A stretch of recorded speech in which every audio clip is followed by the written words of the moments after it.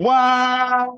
What's happening, everybody? It's your boy. Yes, sir. We back on Let's Talk with Stanley Doucette. I have one of the most powerful shows that will ever air on Let's Talk with Stanley Doucette.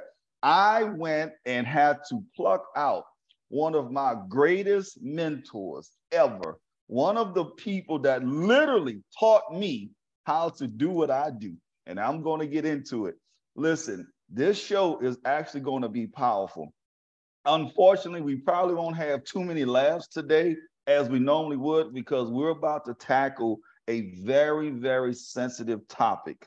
It is going to talk about police culture. I know a lot of people are looking at what's going on in the news, what happened in Memphis, and those police officers. I don't even know if I want to call them police officers. They're savages, and what they have done to our brother Tyre Nichols and his family, and just kind of severed all of those things that people have been doing so wonderfully to continue to elevate themselves, and they just literally destroyed so many lives at one time. Now, this show, guys, is going to be sensitive, but we're going to get into it. We're going to tell the truth. We're going to share some stuff that you may or may not want to hear. You may or may not want to hear, but we're going to tell the truth and begin to share some light on some things that others may or may not have talked about. We're not sure, but we wanted to come to you genuine and out of love, but also to share with it. Also, as you guys know, we're in Black History Month. This is the first show in Black History Month, 2023. We're having a lot of fun with it, but I want to actually begin to take this show today to just a space I don't necessarily like to go, but I think it's apropos today to go in this direction. So, but before we go, y'all know we got to do the commercials. Join us, support us, do all of those things. Follow us on all of our social media platforms. Let's Talk with StanleyDoucette.com. You could go there, subscribe, you can catch all of the previous podcasts from all 3 seasons. You could also go to Spotify, YouTube, Apple, and all the other places. On social media, I'm on Facebook, Instagram, Twitter, LinkedIn, and YouTube. Now, guys, y'all know I'm trying to build my YouTube following. Please, please, please, if you have it in your heart, go to YouTube and follow me. I'm starting to do some short podcasts or some short inspirational videos and mentioning all those things on, and I'm going to just place it on YouTube. So if you guys will go there, it'd be a big, big help. I love you guys. Thank you guys for following us. But I want to get rid of these commercials so I could get right into what we're going to talk about today. Today, I have probably one of my most special and loved guests that I've ever had. This gentleman literally snatched me up when I was a youngster. And I began my law enforcement career. And I remember at the time, he was big stick. I was just a little pup trying to can I just get in? Can I just get in? And I remember he came to the academy, and I was so nervous because y'all know chiefs don't come to the academy like talking about it. He came, everybody in the whole building got stood up straight, everybody, and I'm shaking my boots like, but nonetheless, he came in the amount of power and things he taught me and how to actually do police work the proper way. It is just invaluable. And some of the psychological things he's taught me about the human person overall has been an inspiration to not just me, but he don't know it yet, but even to people that I've had the opportunity to share, mentor, coach. A lot of things come from his words of wisdom. He is an absolute powerhouse. He is a former deputy chief of investigations in NOPD, that's New Orleans Police Department for those that are around the world. He served as the chief of police at a college in New Orleans. He has over 40 years of experience now. He's enjoying a great time of retirement in his life. I'm kind of a little jealous because he's retiring, got his feet up, relaxing, go pick up his grandkids and, those things while I still have to work. I can't believe this, but nonetheless, you guys help me welcome to Let's Talk with Stanley Doucette again, my uncle, my mentor, my friend, and my disciplinarian, Chief Ronald Doucette. Oh, what's going on? Good morning. How you doing, Stanley? It's good to see you, man. I know, right? Always a pleasure to talk to you. Absolutely, absolutely. All right. Let's get into it. We both mentioned that we didn't necessarily look at the whole video because I couldn't stomach it myself. And for those that don't know, there's a lot of videos that's out there that's showing the news are constantly repeating, showing it. I think it's on YouTube and some other places where you can watch the whole video of the incident that happened in Memphis, Tennessee, with the 5 police officers, or now I think it's 7 police officers, with this wonderful young man that was just trying to get home by the name of Tyree Nichols. And shout out to his family, condolences from the Doucette family. So we lift the family up because they're going through a traumatic experience right now. With that being said, now I just want to first just share with the people just some of your background, because once we get into these questions, I don't want them to think we're just talking to somebody. Oh, he just went and got his cousin to do this. He went and got his uncle to do this. So if you want to share some of your background with us. Well, basically, I've done policing for 40 years, 26 years on the New Orleans Police Department. As you said, I rose to the rank up to the highest rank, which is assistant superintendent and chief of detectives. But I retired as a district commander.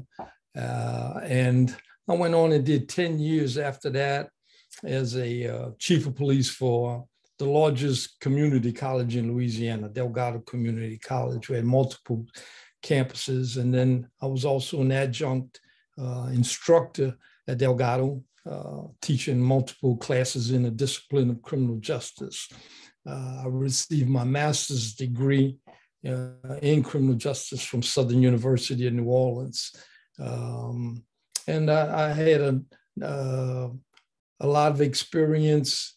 And the thing that I guess you can say that I tried to bring to the table in policing was my experience as a young man in the community, coming up and experiencing policing firsthand, which was not always a pleasant experience.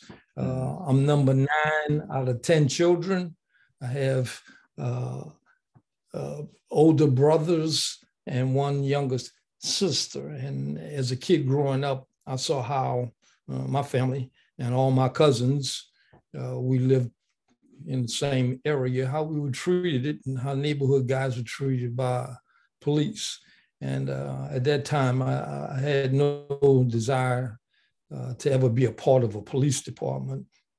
It wasn't until later on, as I grew older, that I determined the best way to make a positive change was from the inside. After a stint in the United States Army, I came home, worked in construction with my brothers, did that for a while. And then I decided, you know what, I really feel like I have something to contribute to my community. And the best way for me to do that is, I believe, to change and to be involved in changing the community through policing. I was never much on politics. I tried to always do whatever I could do in the background, and didn't seek, the spotlight in anything. Even during my career, that wasn't what I wanted to do. I wanted people to experience a positive change and not even attribute it to me. That was never my objective. And that's my philosophy. That's where I come from. That's been what I tried to do. And through my education and even extracurricular activity outside of school, and my education there was to improve my ability to affect positive change in policing. Now, to speak just for a brief minute about the current incident. I also want to preface this by saying that I'm going to speak mostly in generalities because I don't have any personal experience with Memphis or with any of the department organizations. So anything I say that's that some may perceive to be critical. It's critical in general. And if you are in policing, you know that you'll be able to take what I say and apply it to wherever you are, because although general, it's very specific on what goes on in policing, I think worldwide, but for sure in the United States. When this came up and they announced what had happened, I want to say that I was shocked first, and disappointed. Man, so much disappointment, I mean, based on these brothers doing this to another brother. And the ferocity of the attack, the length of the attack. I mean, the lack of humanity, and you know what? It was very hard. Like we spoke for just a minute, and it was very hard to watch that. I want to say that I watched George Floyd in its entirety, but I didn't watch this in its entirety. It just cut too deep, man. It really did. This was hurtful on a personal level. And the reason why, I recruited police officers to come on this job. I was in applicant investigation in one of my stints on the police department. So I processed young guys. One of the units that I was the commander of was responsible for being in schools with school resource officers and the police athletic league, both of which I at one time commanded. And I wanted those vehicles to be able to make inroads to young men and women in the school setting and try to get them to understand that in order to affect positive change, you need to be a part of the solution and come on inside and let's work on the solutions. So to see that many years after I had done all of this, to see, and look, I'm no fool. There's police brutality, and it's done by if there's an alien on the police department, he's probably committed an act of brutality. It's not, I don't want anybody to think that this is pointing the finger at any one group of police officers. This happens with policing, and it's not an individual choice. I don't believe these guys, any of them or any others, came on the job with the intent that I'm going to be a brutal, corrupt officer. I don't believe that. It may be true for some rare, because it's always outliers, but if for the most part and in general, people go on police departments for reasons of trying to make a difference or working in my community, wanting to give back. Those are the reasons why they state they become police officers. It's only after joining the organization and the culture that they get corrupted. And that's the problem, and that's the issue. How do you deal with that? If I recruit a kid from high school and 15 years later, I see him on television being charged with a brutality case or sexual assault case, it breaks my heart. I'm disappointed. And I'm like, if I know this kid, what happened?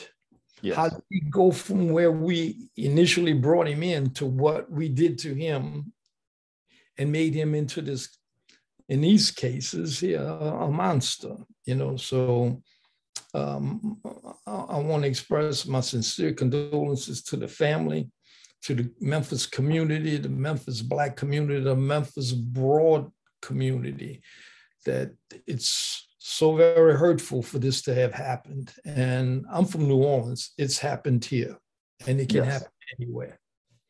So that's what I wanted to get out initially, so we can have our conversation. Yeah.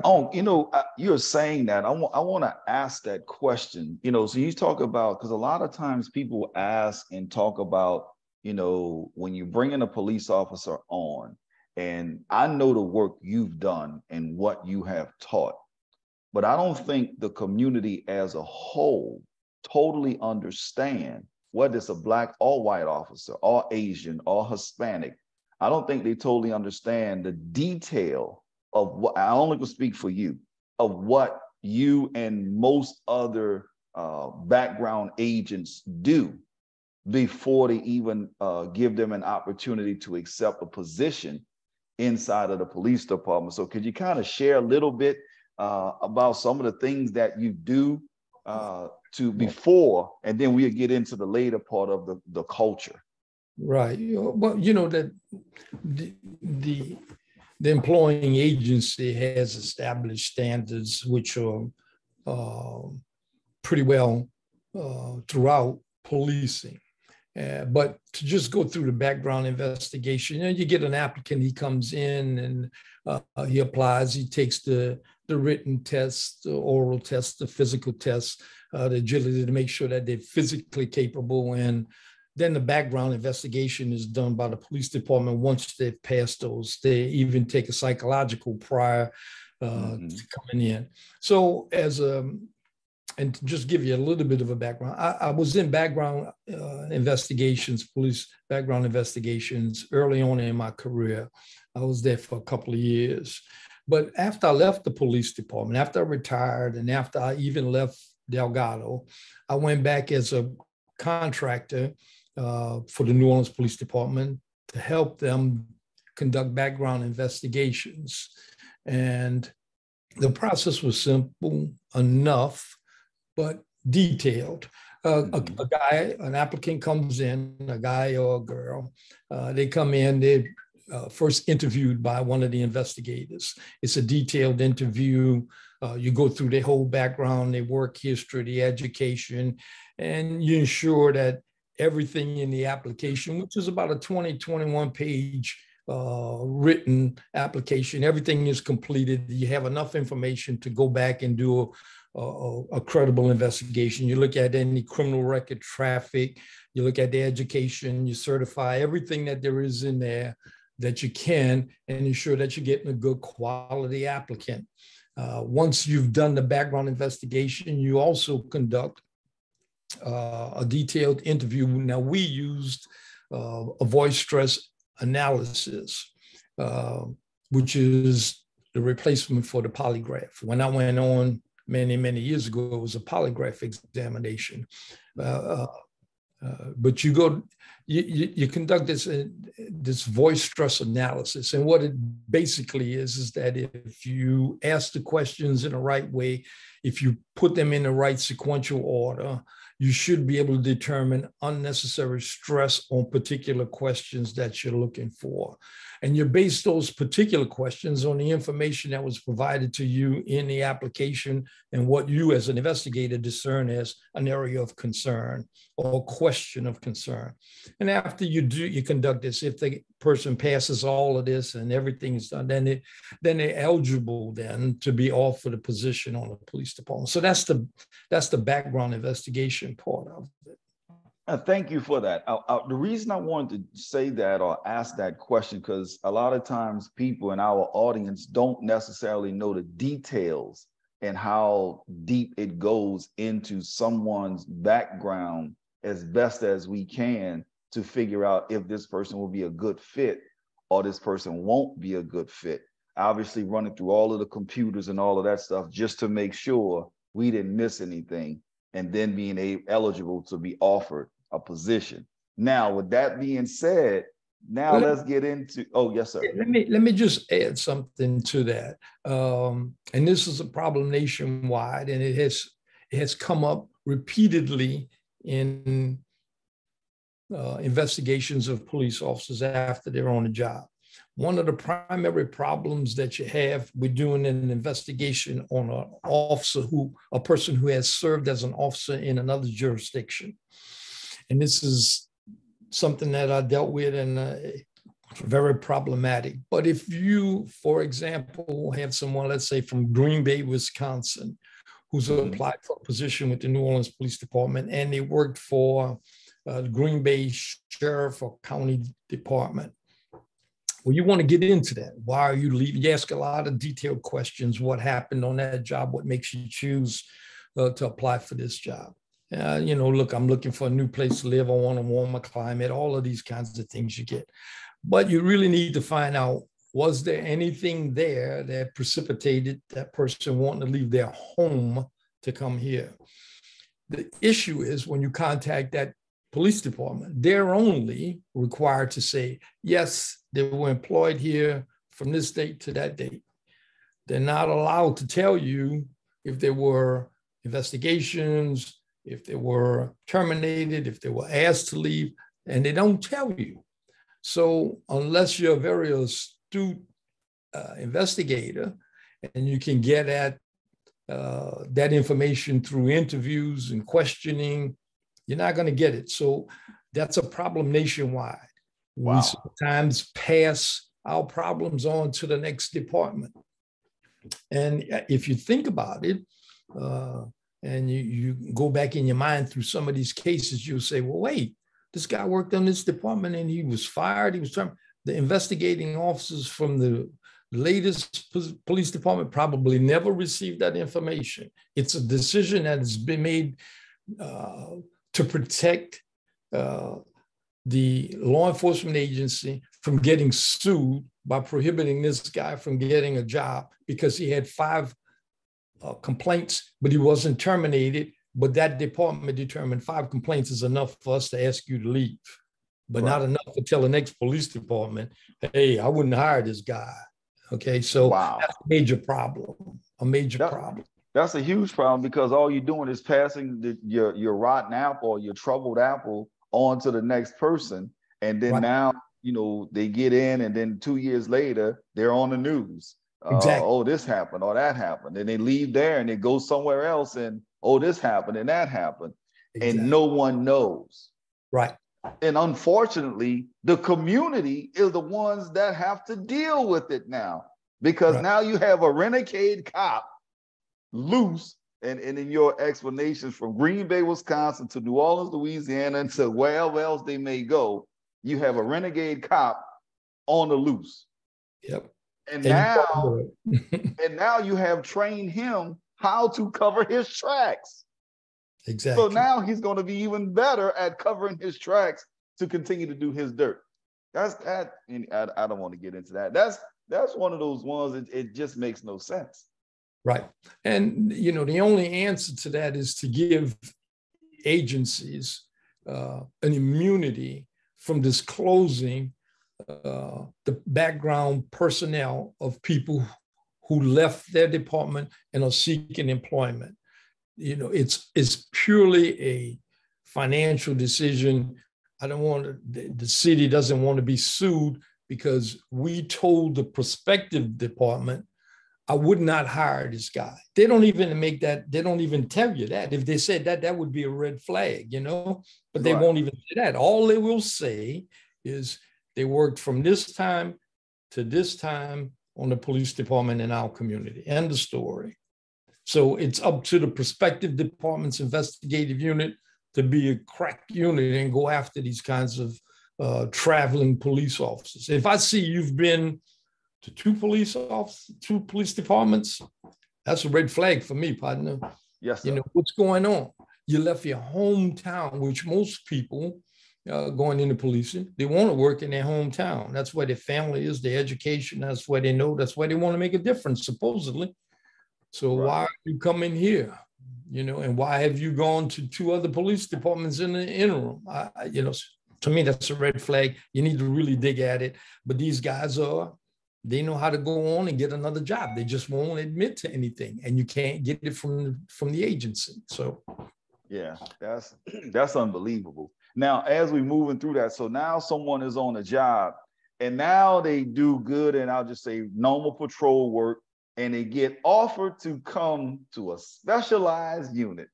I know it's all of your favorites. Now they get to this specialized unit. I think in Memphis, they called it Scorpion. I think Atlanta was Red Dog, and New Orleans have their names, and everybody got these pretty names, but it's all to supposedly reduce crime, right? And those hot areas, if you will. So I don't even know how to ask this question, but Now that number one, in a specialized unit, someone gets selected. Why do you think they get selected? Why do you think they get selected? For these type, for like Scorpion Unit or in the New Orleans Police Department, the Felony Action Squad was one of the names. Nickname, street name was the Jump Out Boys, you know. And the reason why is because that's what they do. They roll up on you, they jump out the car, and they slam you up against the wall, up against the car, whatever. I'm not totally against specialized units because special knowledge is required in some instances to be more effective. I am against specialized units that are misdirected as a general, right? So when you have a specialized unit, you're looking for guys who are going to make arrests. That's the thing, right? So if we're using this recruit that we brought into the police department, they're in the police department, and now they're getting recruited by a high crime task force unit. So that sergeant, lieutenant, commander, captain, whomever, he's looking for guys who are making a lot of arrests, a lot of stops, getting a lot of guns, a lot of drugs, right? That's who he wants to bring into his unit because that's what they're supposed to be doing. That's where the problem is. You need to task a unit with other measurements than the numbers of arrests. I rather one quality arrest than 50 just all on 50 guys on a joint, we used to tell them, you know. So don't bring me that. Don't bring me a joint and 20 guys on a joint. I don't want that. That's not a quality arrest. So a lot of these specialized units, they emphasize the wrong things. In this Memphis case, they showed, I believe he was the district attorney, might have been a mayor or whatever, but I only saw a snippet on the news where prior to this, say a year or two ago, when this unit was first formed, them touting this unit's success. And what did they use as the statistics to demonstrate their success? The numbers of arrests, the numbers of guns, the amount of drugs, the confiscated vehicle. So if that's what you're emphasizing, those items, that's what you're going to get, because that's where the structure of the unit is placing its emphasis and direction at these officers. So if you live in a community that is high crime, you definitely going to be, that's where the focus is going to be, because that's what's going to get what they're looking for. So they're going to concentrate in there and they're going to do whatever they need. You can't make arrests without initiating some type of interaction. So what do they use? Stop and frisk, traffic stops, harassment, really, because you know how often it is, how many vehicles you got to stop before you luck up on one where the guy is wanted or the gun is in an automobile and you have the right constitutional right to go in and get it. It's rare. Yeah. So you got to make lots of stops. Well, that's harassment to the community and to me. So the emphasis is on the wrong things if that's what you want. If the emphasis on suppression of crime, you got to be much more creative than that. You really, really do. You look at what are the root causes of the crimes, particular crimes in this particular area. So, for example, one of the tactics that I used when I was on the police department was, okay, so I got a high crime area, and what is it that I'm exactly trying to tackle here? If it's drug dealing on a specific corner, how do I suppress that? Is it by rolling a car in every 20 minutes and running everybody off the corner, throwing them up against the wall and hoping to get lucky? No. To me, it's to discourage that activity at that corner.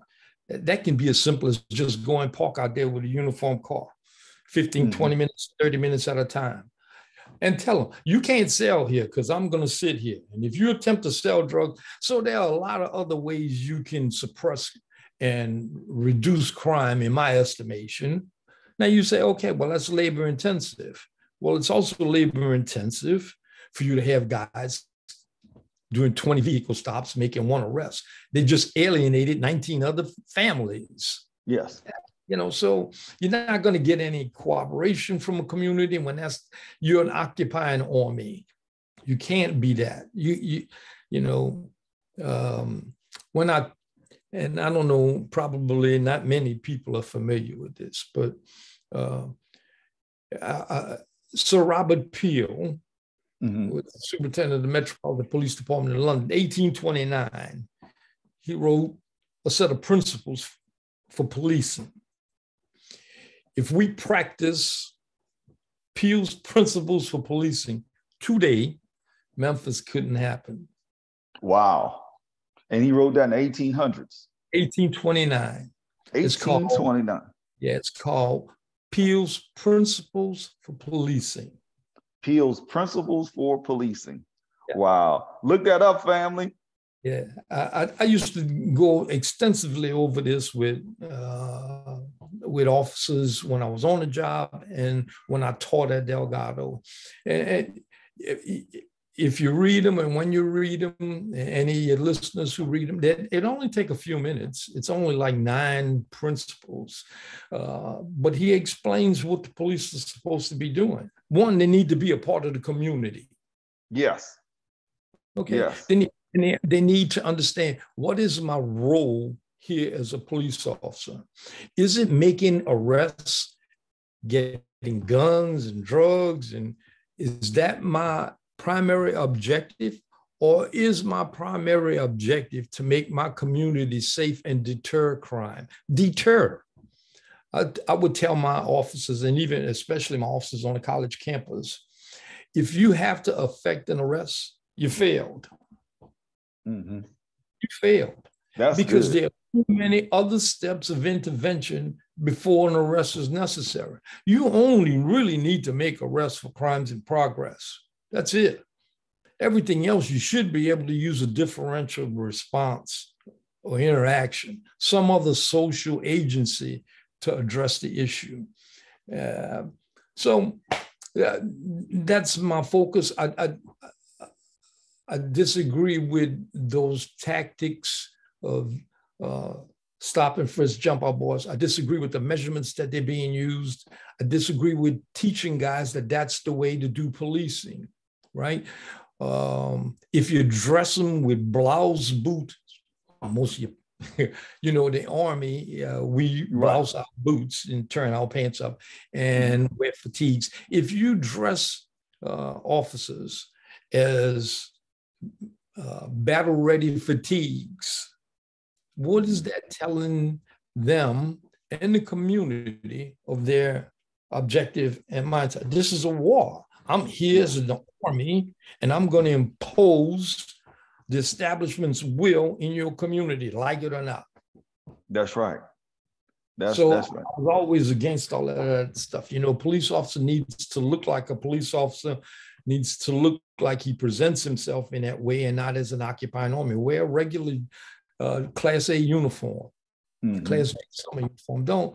Don't dress your police officers like soldiers. They're not soldiers, and don't teach them that. And that's some of the things that I think is obviously and structurally wrong with what they do with these task forces. They're improperly focused. They're not supervised correctly. The supervisors aren't supervised correctly. There's a systemic problem with those. It's an eventuality of what occurred in Memphis that it's a certainty, is what I would say it is. It's not infrequent, but it's infrequent that it reaches this level of notoriety. But it's happening. As we speaking right now, there are specialized units throughout this country who are being tasked with stop and frisk, get guns, get drugs, and do what you have to do that to make us look good. And that's the wrong thing for policing. You say that, and I'm going to be honest. Let's go back in time, right? And to what you said, it's also rewarded. I'll say bad behavior is rewarded. So I remember before everybody had their own vehicle, right? You know, you had you get in a shared patrol car for each shift, and then once you get to one of these specialized unit, you got your car. That's what you wanted. I got my car. How did I get my car? Like you said, all of these arrests, all of this. You know, you're bringing people to jail for not even a nickel bag of weed. I mean, it's you got some flakes in there. Yeah, a joint, a roach. You got some flakes in there. Right. Residue. Yeah, residue. Anyway, and you bring it all, but on the books, it looks like you have all of these arrests to get to, I'm just using the vehicle, right? And now you get these great hours and you get these great assignments and blase, blase, blase. But all you have to do is bring me 50 arrests a week. You bring me 50 arrests a week, and long as 25 of them are felonies, hey, you have carte blanche, right? Right. Mentally, what is that saying to the officer? Right. You know, in simplest terms, you get what you reward. Yes. You get what you measure. And really, that's it. You get what you measure, and you get rewards based on you achieving those measurements. And if those measurements are vehicle stops, pedestrian stops, gun arrests, drug arrests, seizures. And the other thing about this, Stanley, is you need to be able to, as a police department, let's say, for example, we stick with this scenario you gave. So the guy makes 25 felony arrests a week, month, whatever. I would like to know, as his commanding officer, of those number of felony arrests, let's say for a month you made 100, how many of them resulted in a conviction? I'll guarantee you maybe one out of 100. That's right. Because that's not where their focus is. It's just make the arrests. We'll worry about that later. Why do district attorneys and police departments have such awful relationships? That's why. If I'm a prosecutor in a DA's office and you bring me these 100 arrests, I can't win. I'm going to try to get rid of them in any way I can to get them out of the system. That's right. But the guy who got arrested, or girl who got arrested in this numbers game, now has a criminal record. Even if the DA say, now pros, don't worry about it. That's right. So, that's right. Okay, I'm 18 years old now with a criminal felony arrest because some guy wanted to earn enough points to get a take-home police call. Yeah. And you expect to be successful in the community. You expect for those people to applaud you when you walk in. You expect them to help you when you're making an arrest and you're being resistant. No, they don't view you as a part of the community because you don't view them that way. That's right. That's right. And just family, for all of you listening, that's for Black and white, Asian and Hispanic. It doesn't matter. It doesn't matter. We talk about police culture. Two people was literally inside. Both of us are Black men. So we had the racist part of it. We understood the community part. We understood the rotten apple or the bad apple. All of that goes into it. And now we're talking about how do you get rewarded? And you're rewarded for bringing people to jail. And it may be, listen to this. I've seen this. It may be a broken crack pipe that have residue in it. Right. But I need that number, or she needs that number. So guess what? I'm bringing them to jail for cocaine, for him to sit in jail, or for her to sit in jail for however long. They're going to lose their job. Yes. Their family's not going to get a check. They're going to be placed in a difficult position to pay their rent, to buy their food. Why? I mean, okay, so this guy's now been arrested 3 times for BS drugs. Now he's falling into the point where district attorney's going to say, you know what, you're a multiple offender, man. You keep getting arrested for this. I'm not just going to now prosecute you. Now I'm going to hold you. Now he may hold him for a year, 18 months. This guy can't make bail. He sits in jail. And then he says, you know what, now prosecute. 18 months I've been sitting in jail waiting on his charge. What do I get out of that? Nothing.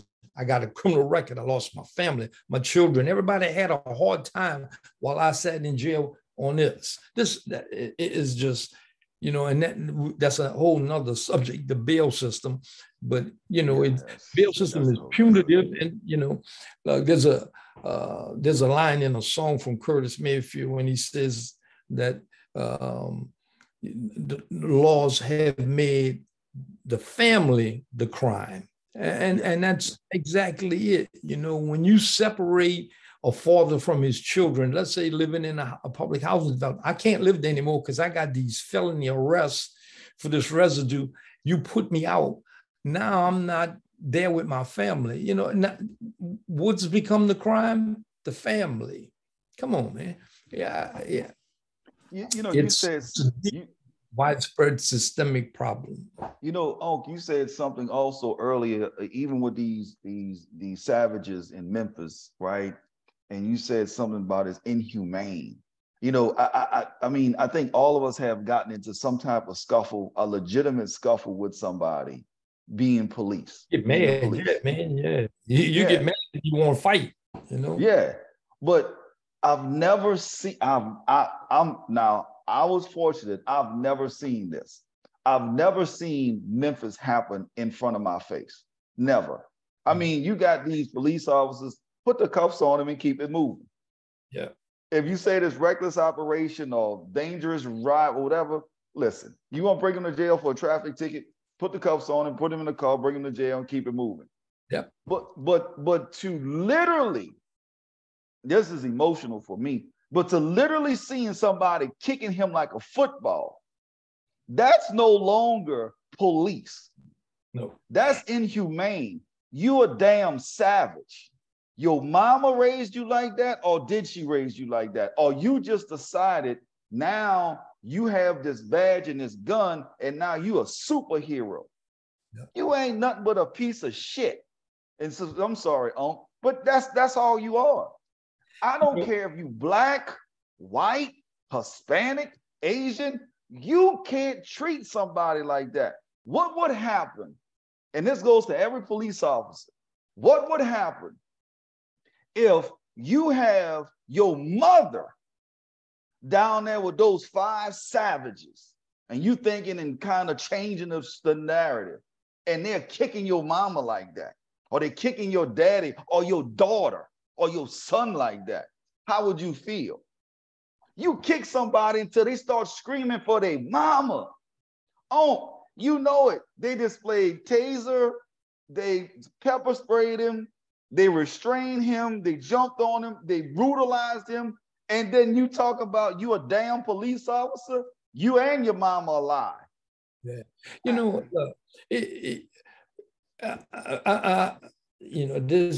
It's hard to fathom someone who wanted to be a police officer, and at some point in time, they determined that what we saw on video was police work. I mean, that's the farthest thing in the world from police work. Now, police work inherently has brutality in it because sometimes it can become violent, but that was not lawful violence. That was not subduing someone and exercising only the force necessary to render the guy compliant. At 1829, I go back to Peel, right? And Peel will tell you the only force you're authorized to use is that which is absolutely necessary. You can't use anything beyond that. Nothing. Look, I've been in chases and when you catch the guy, you got to maybe tackle him, pull him out the car, run behind him, whatever. You're mad. Your adrenaline's flowing. But once you can get him down and you can handcuff, it's over. It's over, man. And you got to have supervisors who are on the scene that'll tell you.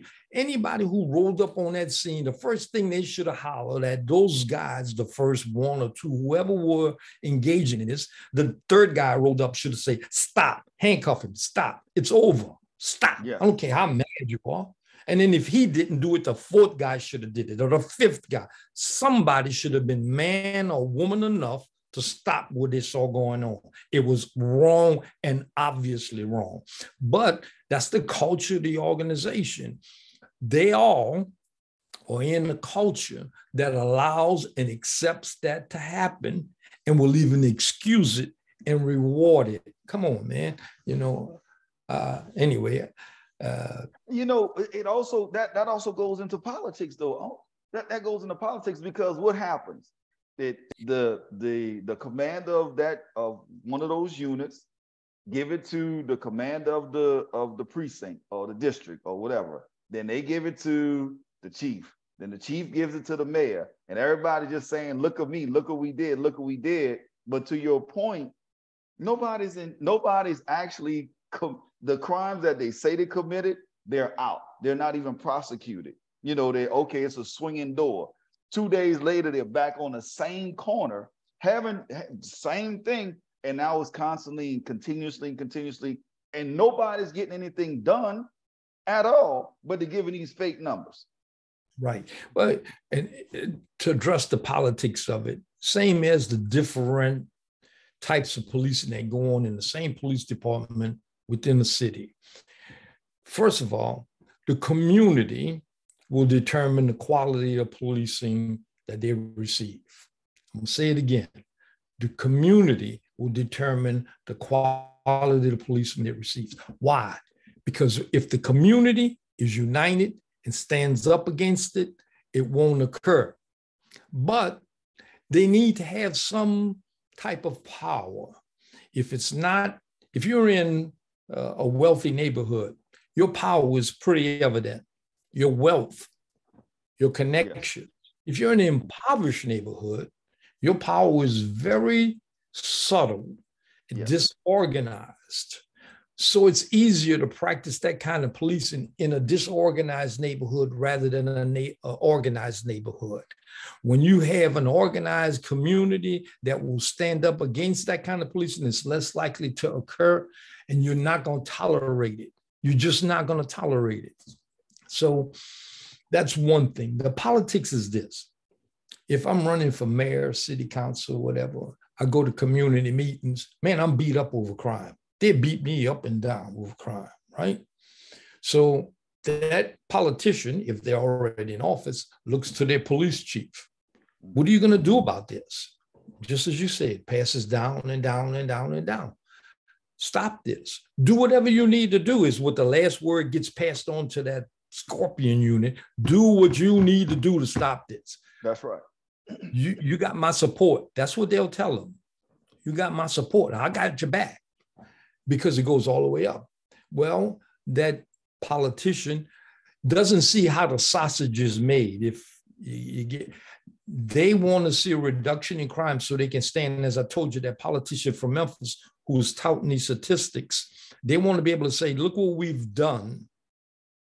They don't want to see or share with you how it got done, that they had to use guys acting in that manner to suppress the crime and build the statistics that they want to get on the podium and tout as a success for this unit.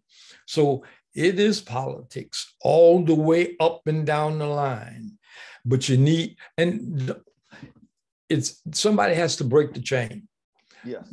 There are specialized units, no doubt, in the country that are effective without that, because they stand up, whether it's a sergeant or lieutenant or captain, they'll say to their individuals, this is what we need to work on, but we need to do it constitutionally.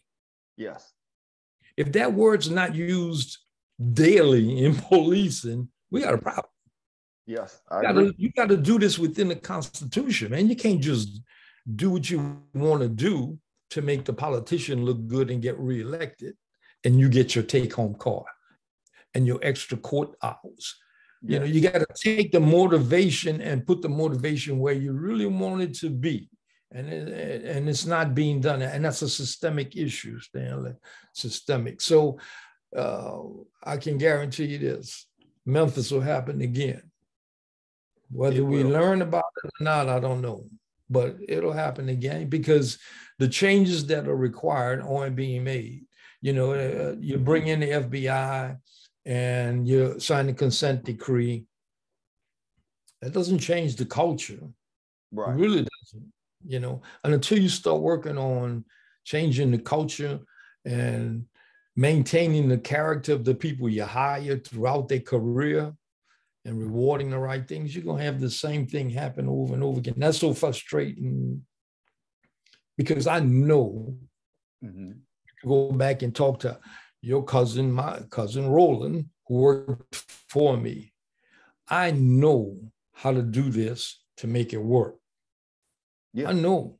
I've done it at every level. And Roland has been the tip of the spear at getting this done. So it works. No, are you going to be able to go to a CompStat meeting somewhere and stand up and say, I made 100 felony arrests, but you don't tell them how many convictions you made? You don't tell them the effect it had on the community? So that's, it can be done, but people have to stand up and say, I'm willing to accept the cost of that. Yes. You know, I want to say this because a lot of people, like we talking about Uncle Roland, right? And I want people to grasp this. I remember there's a project, well, it used to be a project in New Orleans called the Iberville Project. And there was one person working the day unit, one person working the day unit, and that was Roland, and never had any major incidents when he worked. One person working a project. Guys, I want you to listen to me. One person working a project and never had those major incidents that people consider, oh, all of this stuff happened during the project. Talking about tip of the spear, he was the spear. And the philosophy that we used was that you had to have connections to the community. That's right. Roland did what he did because it was in his heart. It wasn't about his pocketbook. He went out there and did things on his off days, on his off time. He organized things for community cleanup, for children getting $1 for an A on their report card, physical training, youth clubs. We did all of that stuff. That's correct. That's how you can get to the point where one officer can work in a housing development, because you know why? Somebody comes in that development and does something, whether they're a resident or they're just transient come through, Roland's phone goes off. Absolutely. This is what's happening. Not an hour later, then it's going on. Roland would call me and say, Coos, I got this going on. He's by himself. Boom, I got a call there right away. Let's get there. Find out what's happening. That's the connection, the depth of the connection that you have to make in a community. Yeah, he's a rare bird, but you can get other people to join him because Roland trained a lot of officers. That's right. To work with him in them projects. And they went other places and they did the same thing, maybe not to the same level of commitment, but they were successful. So it can be done. I'll use this. I'll share a story. There's my first supervisor name was Kenny Harris. Kenny Harris. And I remember, he kind of reminds me of you because I would come in, and if I would just kind of come into roll call and wasn't really prepared to go to work, you know, just kind of, okay, I'm gonna put my shirt in and all that. I mean, he was on, I mean, it was brutal. Yeah. And I remember one day I said, Sarge, I said, if I come in here and my shirt not in, or, you know, and I'm getting ready, you lose your mind. I say, and here this other guy over here coming sloppy, peanut butter on his shirt, and you just ignore him. Why? And he said, because you got the potential. And I remember him starting to teach me about police work. When you're approaching a car, you're not going to the car like, get out. And no, hey, how are you doing? Good afternoon, good evening, good morning, whatever it is. And beginning to have that dialogue and conversing with that person. And you can't imagine how many people you would tell us, hey, officer, I have a gun in the car. Oh, okay, no problem. I understand. Hey, if you do me a favor, just step out and I'm gonna put the handcuffs on you for our safety. I don't want anybody to get confused. Just for our safety. You're not under arrest. I'm just doing this for your safety. Get the gun, do everything you're supposed to do, run it, all of that stuff. Oh, it's a legal gun. Thank you for telling me. I truly appreciate it, blah, blah, blah. And later on, I remember doing the same things with people I trained. And it was like, oh, well, such and such said, just snatch him out the car. I say, for what? What are you snatching him out the car for? He just shared with you in a great manner, hey, officer, I have a gun, such and such, and all you doing is being nice, making sure you stay safe, but taking him out the car to get the gun so it doesn't harm anybody. Why are you snatching him out? Right. That goes into the same thing what Roland was doing. I'm in the community talking to people. I remember this one specific incident. It was in the 2nd district, and they had a murder, and everybody don't know nothing. You know how that go. Anybody see anything? I ain't see nothing. But because you're in the community and you're talking to people, and you buy beer or something, and hey, y'all having a Friday crawfish ball. Here's a case of beer on me. Y'all have fun or whatever, right? And I remember that murder happened, and the detectives was like, nobody don't want to say nothing. Nah, nah, nah, nah. I said, what do you mean? They already told me who did it, what's the license plate, what's the car, all of that stuff. What are you talking about? And they were like, how did you get? No, it's not how did you get the information. Please, do what you have to do. We'll get to the other part later. But I remember that. And is that what you're referring to? Yeah. I'll give you another example. I worked in homicide, and we had a homicide outside of a bar in Treme, and I wasn't the detective of record. My partner was. So I was taking care of the outside scene, trying to find witnesses, taking names or whatever. So he came over and he told me, my partner said, as soon as you finish, Deuce, let's go.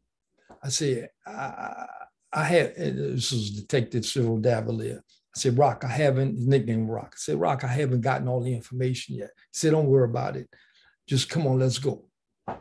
So we get in the car. While we're on our way to headquarters, he said, we're going to get a phone call as soon as we get there. Going to give us the perpetrator. I'm like, really? Yeah. Why? Because he was known in the community. People trusted him. So as soon as we get in this, we only in there a few minutes, right? Phone ring, they come on the intercom, Rock, phone. He answers the phone, takes the information down. He say, okay, we got it. Now we just got to build a case. Yes. And that's the other thing that a lot of guys don't know. Okay, I know who it is, but now I need to build a case so that it's prosecutable. That part. That's what they don't understand, right? So from that point, now we start building the case.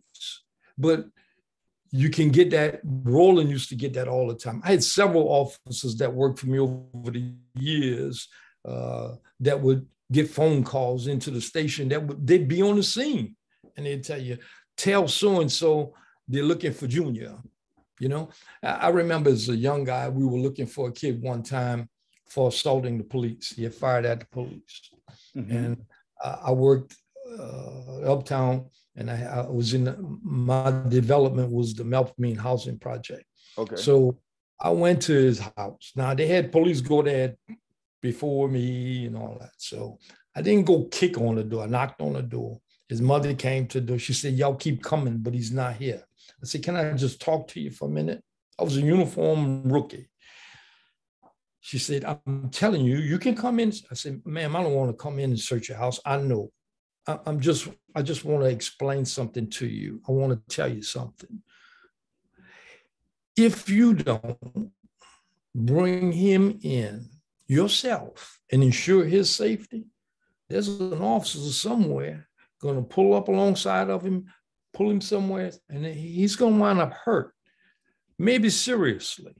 But you can save us all if you would just tell him, and you can bring him to me and call me in the station, and I'll ensure you that your son gets processed correctly without any pain or suffering. said, oh, really? I said, yeah. I gave her my name. I went back out on patrol. They called me, said, Doucette, make a 1019, return to the station. I'll come to the station. Right. The lady's in the lobby within a half an hour. Mm-hmm. She said, Officer Doucette, my son's in the car. I'll walk you there and you can get him. He don't have a gun. I said, okay, let's go. Went to the car. She told him, get out of the car. I'm going to have to search him. Okay, search him, handcuffed him, walked him to my car, went in the station, told him, I got that wanted subject in the car. What? Yeah.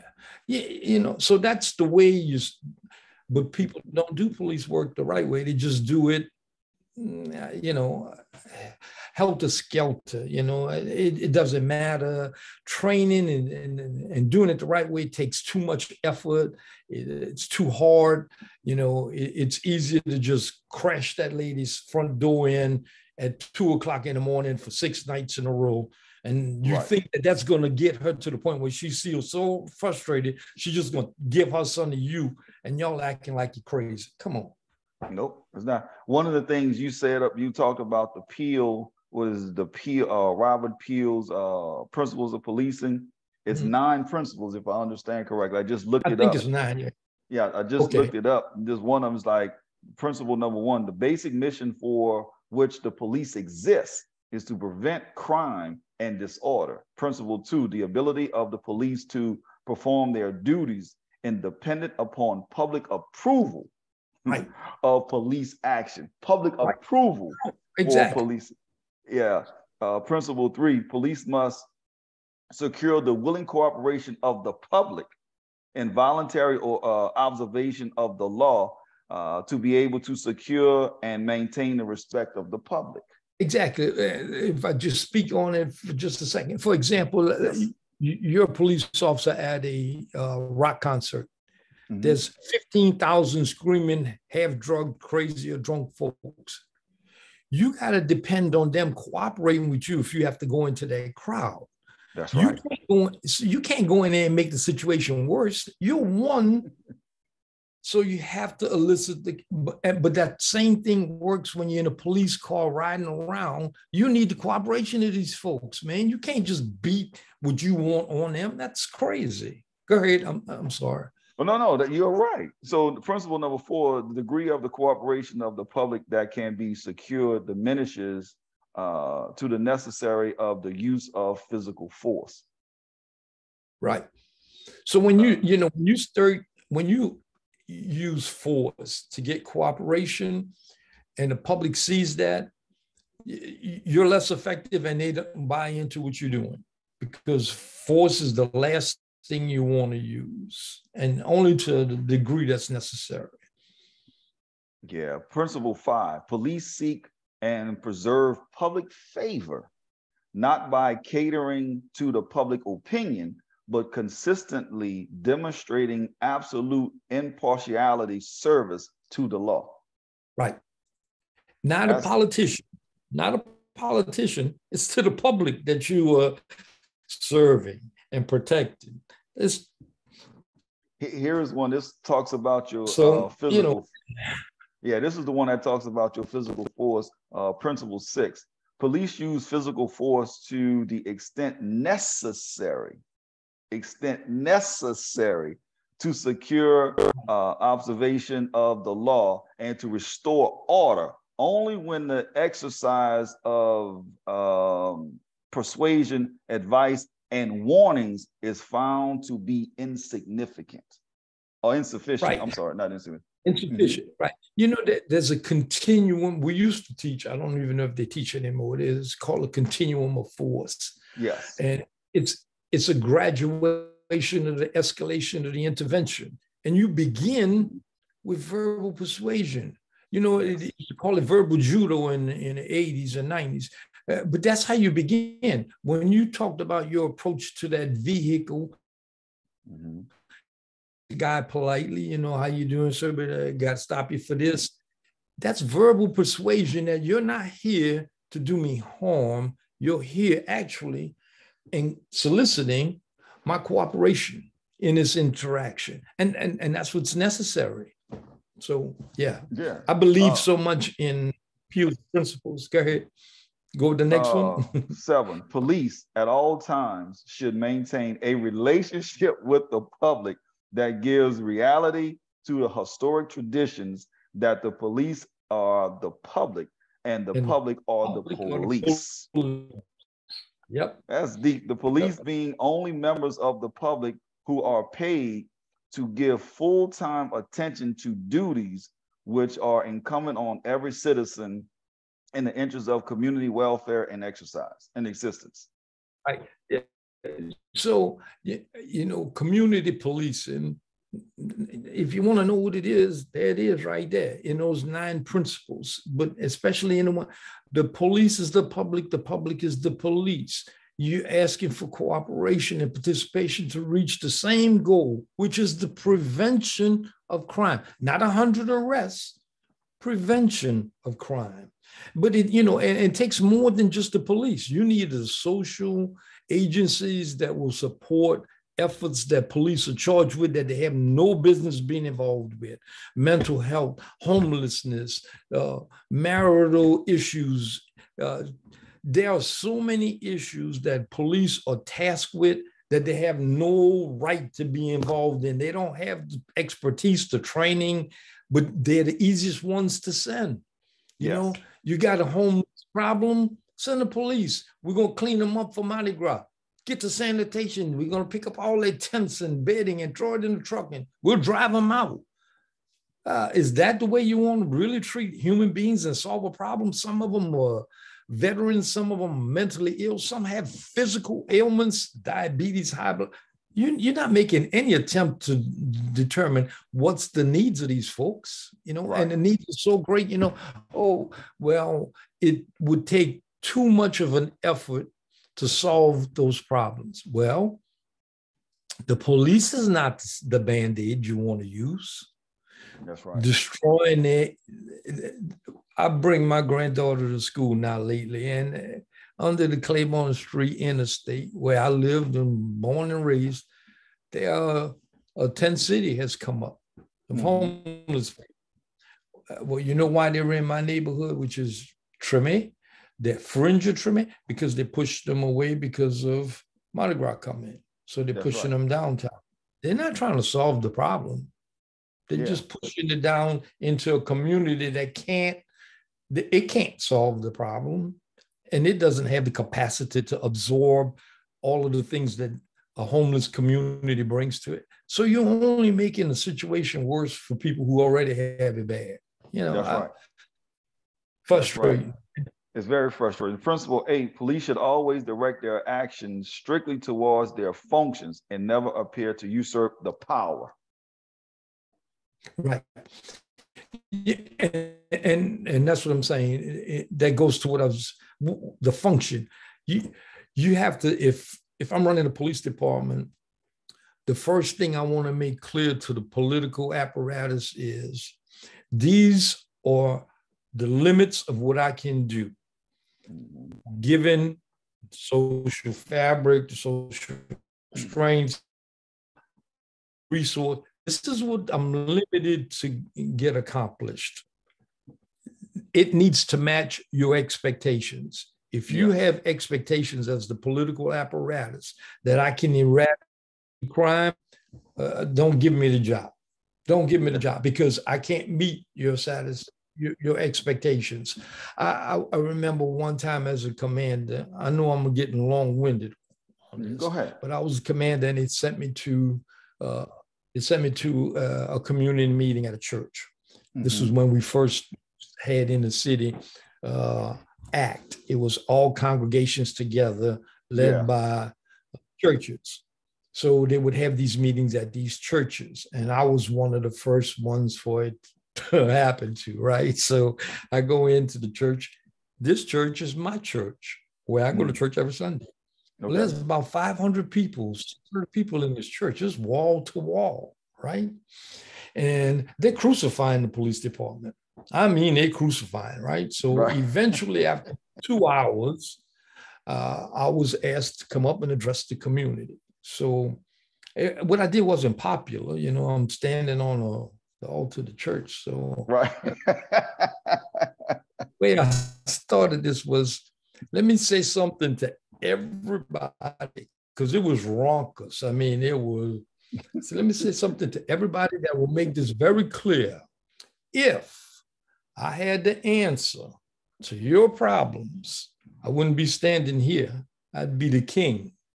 Right. Nobody saying anything, man, because I wanted to set the expectation. Ask me something that you and I can agree on is within my abilities to achieve. Other than that, we're just going to be screaming back and forth. So when folks then started standing up, they spoke. They didn't scream at me. They spoke to me. And then I would say to them, if it was a problem I thought I could immediately address, because I had officers in the church, I would say, hold on. An officer is going to be coming to you right now to get your information. We're going to follow up on that. Next. It went from pandemonium to an organized meeting. Right. So when it was over, the superintendent at that time came to me and said, Doucette, I'll have you go to all of these. I'm like, oh, no, you don't. Right. You do not want me. That's right. That's right. So principle number 9, the last one, it says, the test of police efficiency is the absence of crime and disorder, not visible evidence of police actions in dealing with it. That's deep. Right. That's deep. So that's deep. Well, those are very helpful to me, and all of my commands. I applied those, and I applied the principles of community policing. My big complaint against community policing, I think we spoke about this before, is that community policing is a philosophy. It's not a program. It's not a pilot. It's not a special unit. You know, you see sometimes community policing units. No, community policing has to be practiced from the very top to the bottom, 24/7. Yeah. You can't do it any other way. Oh, it's labor intensive. If I've got a burglary problem, I just can't throw 15 officers out there and say, roll around until you catch this burglar. I have to analyze what's going on, when it's going on, I have to really think about this and work on this problem. And then I have to get the community involved in trying to find out what's the solution. What can we do to prevent these burglars? I might never catch this guy, but how can I prevent it? Yes. Lights, maybe street lights are out, right? Maybe bushes need to be trimmed, or trees need to be trimmed. Maybe the neighbors across the street need to be alerted that you come home at a certain time by yourself. There's all kinds of small, insignificant solutions that people don't even think about that contribute to the opportunity for a crime to occur. You know, that's right. So, yeah, that's right. Let me ask this. I know there's, everybody talking about Black Lives Matter and White Lives Matter and everybody lives matter and all this other foolishness, right? I have a question. I don't want to call it foolishness because that's people's beliefs, but I do have a question. Do you think the Black community will ever gain trust back in the police world or the policing?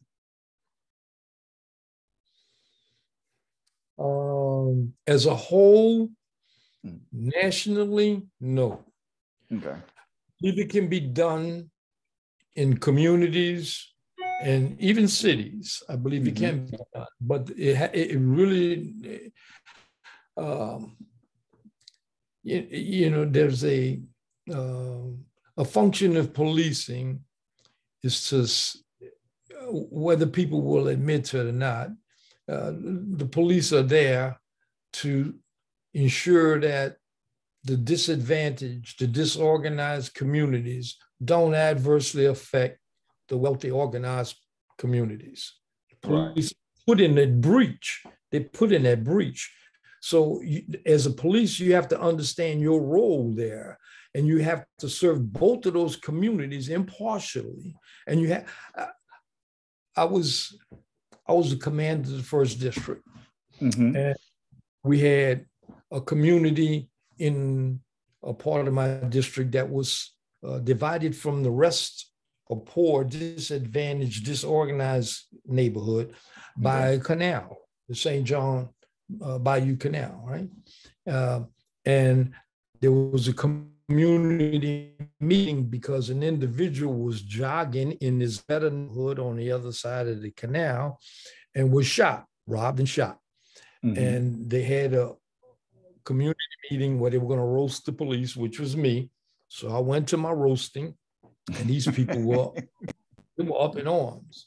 So I told them, I said, okay, if you want to really solve this problem, you need to reach out and cross that bayou and talk to those neighborhoods over there and see what they need that will, because they were complaining about kids crossing the bayou and coming into their neighborhood.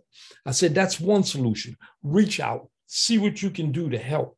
Or widen that bayou and dig you a moat and fill it with alligators and build you some towers with machine guns on it. And then you can have what you want, complete isolation and privacy. That's right. There's no other option. So there was a playground on the other side of that bayou, a few blocks away, that was completely without lights and fence. Kids couldn't use it. This community, after about 6 weeks, decided we would do something about that. So they went over there, used private funds, and fixed that park, lit it up, and kids could then go in there and play. They stayed off that. They didn't want to be on that bayou, risking falling in there and drowning and all of that foolishness. They didn't want to come in their neighborhoods. Right. So you can't separate yourself like that from a community. And as a police agency, you can't tell that community the same thing you tell the other community on how to address their problems. You got to be able to tailor your response to the community and the problems. So to go back to your question, will Black communities as a whole ever accept? No, policing started off as a slave patrol. That's right. That's roots as a police or in the slave patrols. Recognize your roots, man. Just like you want to recognize your roots as a Black person, you need to recognize your organizational roots. The organizational roots of the police department come from slave patrolling in the South. That is right. That's very proper right there. That's true. How do you see us fixing this, if anything? What is Memphis, the stuff we've been through in New Orleans, the stuff with LA, New York, Chicago? How can we fix it? I mean, how if we can fix it, how can we fix it? Well, some of the things we talked about, I think will go a long way in addressing it. National standards for requiring police departments to be honest in their personnel records exchange. That would stop people with bad actors from jumping from police department. Second thing is being honest with politicians and communities and understanding that in order to solve the problem, it won't occur with a Scorpion unit or another creation of another task force. Policing has to change. It has to be systemic. And what works, community policing works, but as a philosophy. Those principles appeal, make them a national issue.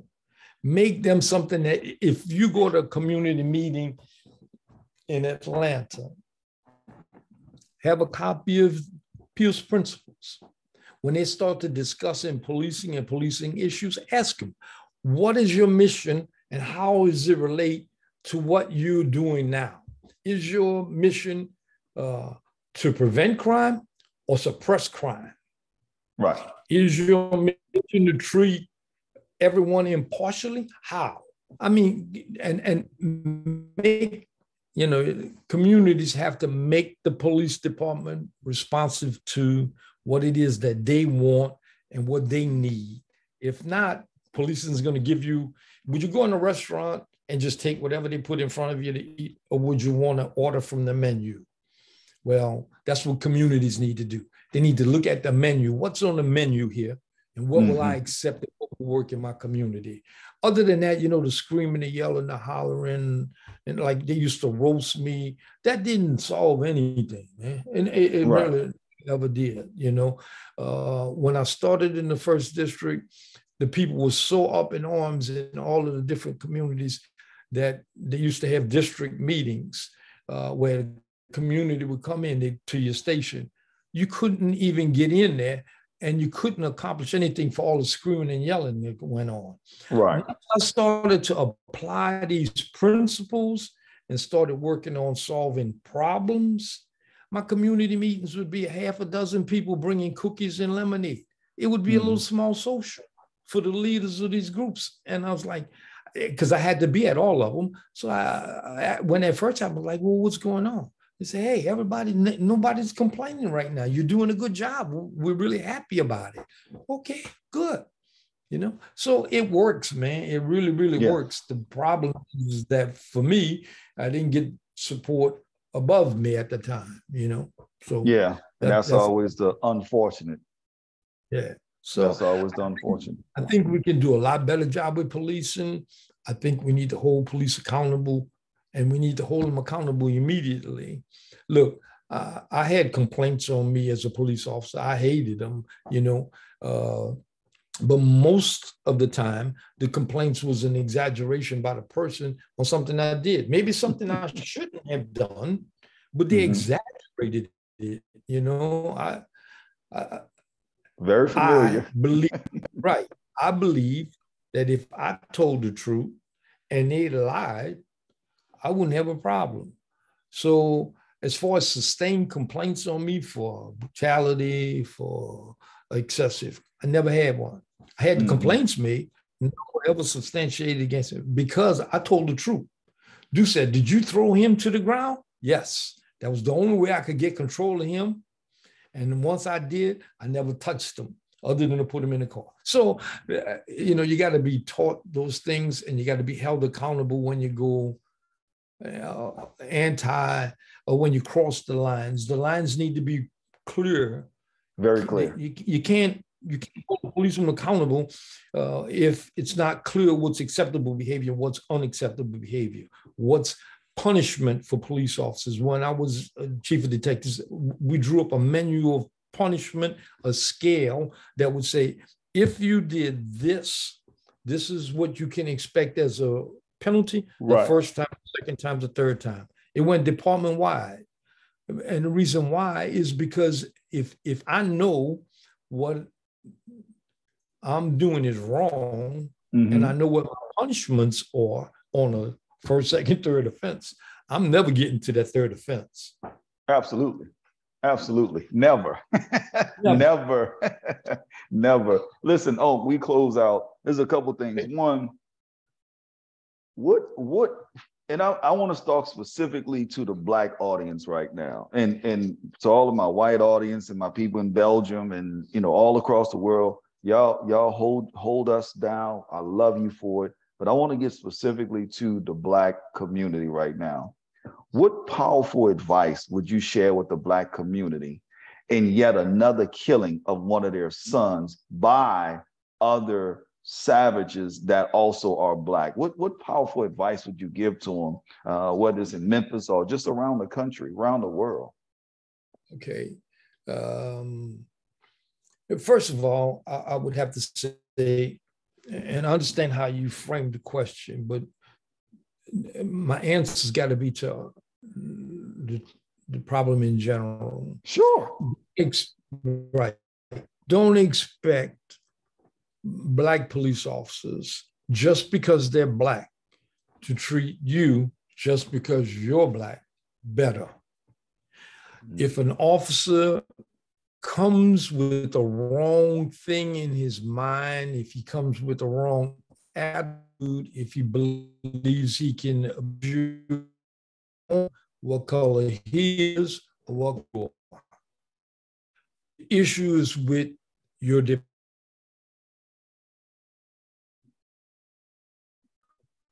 is the production of officers who believe brutality is acceptable. That way you'll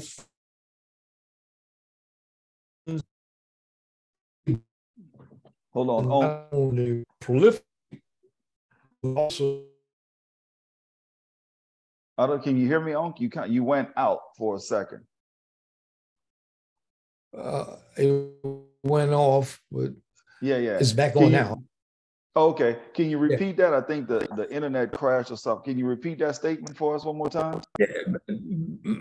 Basically, what I was saying was that the focus of the community, in order to have a positive effect on these kinds of things, they have to focus on the departments themselves, the systemic, the way they set up their goals, and they have to look at the politicians on what they're measuring and how they are instructing their police departments to perform. So they're responsible for the organization and the political apparatus, the district attorney's office. They're responsible for setting up an environment that will not tolerate, produce, and proliferate these kinds of police officers. And if what you're doing is covering up the acts of one guy, you've just told 10 other guys, that's okay. We cover that kind of behavior up. It's a slippery slope.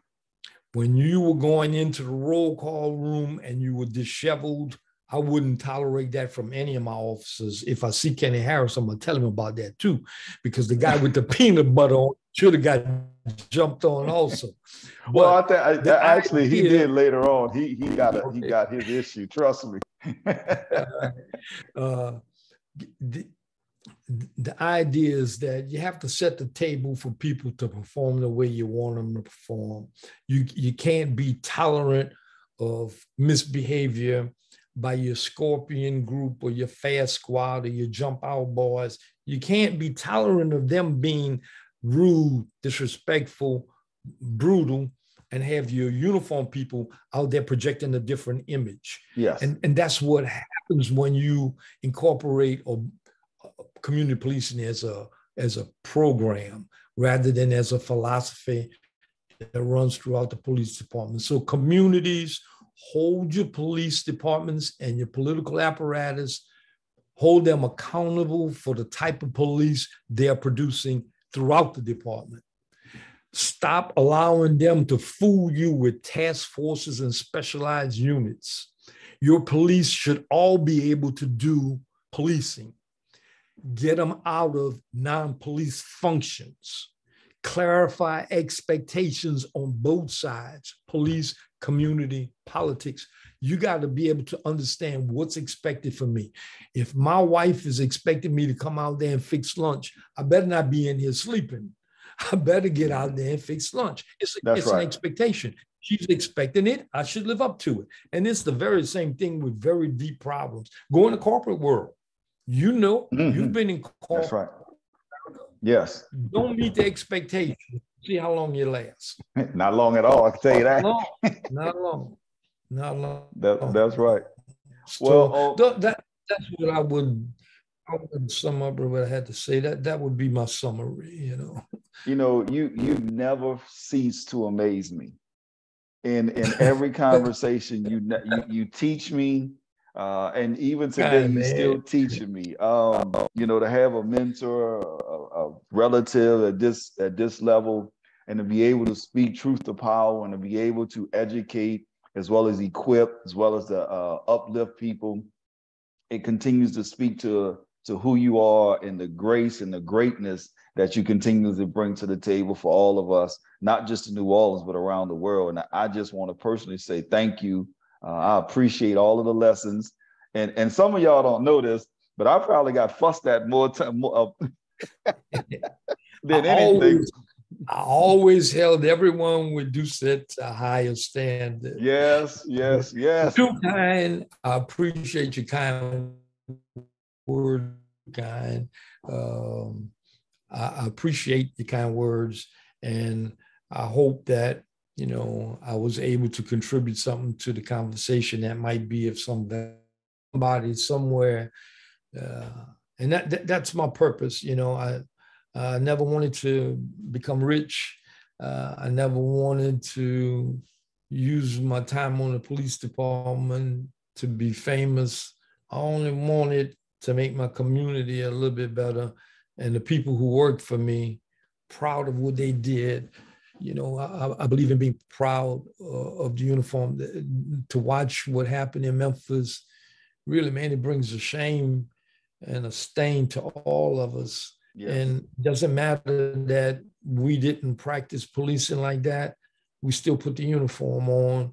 And, you know, I still have all my badges and everything from when I was on the department. But now, you know, it's like they're tarnished. Even though, like I started this off, we knew that brutality exists and it will continue to exist. But that the scale that it reached on this one was just unbelievable. Yeah, it really is. So one more thing before we close out and get on out of here. You know, I started the show with my famous wine. Oh, you got to give me a wine for the family. You got to give a wine for the audience. I give you a wine.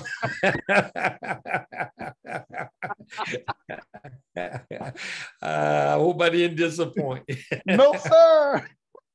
No, sir. I truly appreciate you. So family, listen, this was a very serious show.